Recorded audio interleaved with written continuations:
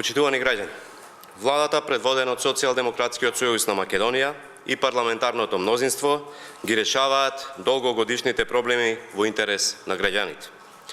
Со усвојувањето на Законот за стечајците, уште во првите 100 дена го решаваме деценискиот проблем на работниците кои останале без работа поради приватизацијата на предпријатијата со доминантна сопственост на државата.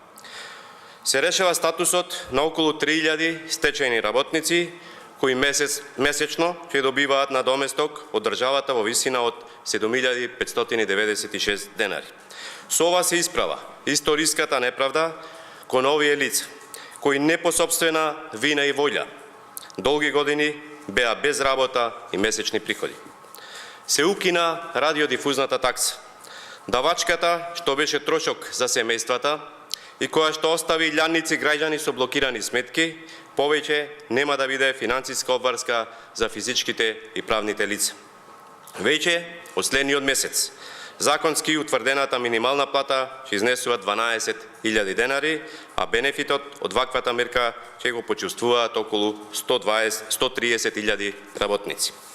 Почитувани граѓани, парламентарното мнозинство, пратениците од Социјалдемократскиот сојуз на Македонија и владата продолжуваат да работат одговорно, отчетно и во интерес на сите граѓани.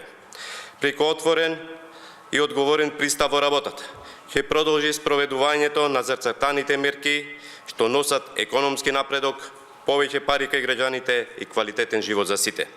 По локалните избори и по победата на Социјалдемократскиот сојуз на Македонија и коалицијата, таквиот принцип на отворена, одговорна и услужна власт што работи во интерес на граѓаните ќе се преслика и на локално ниво. Благодарам, поверете прашање.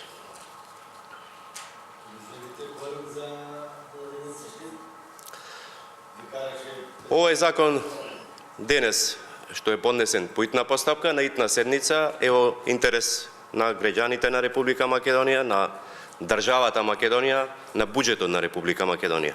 Она што го склучила претходната влада како договор за изградба на автопатиштата мора да се почитува. Она што денес ние го предлагаме како закон е да се заштитат интересите на граѓаните од финансиска смисла. Денес ќе обезбедиме кворум и сакала опозицијата или не, нема да дозволиме граѓаните на Република Македонија да трпат дополнителни штети. Благодарам. Повеле.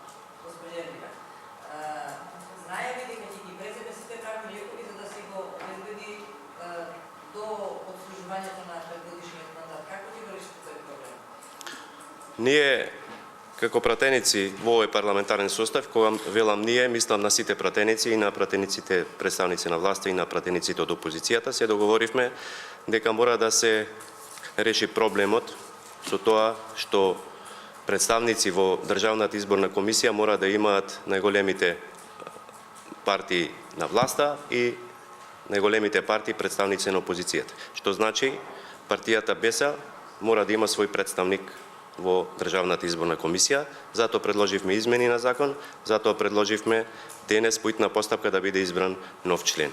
Тоа што ќе го прави стариот член или представникот на ДП, ќе ве молам да побарате одговор на него.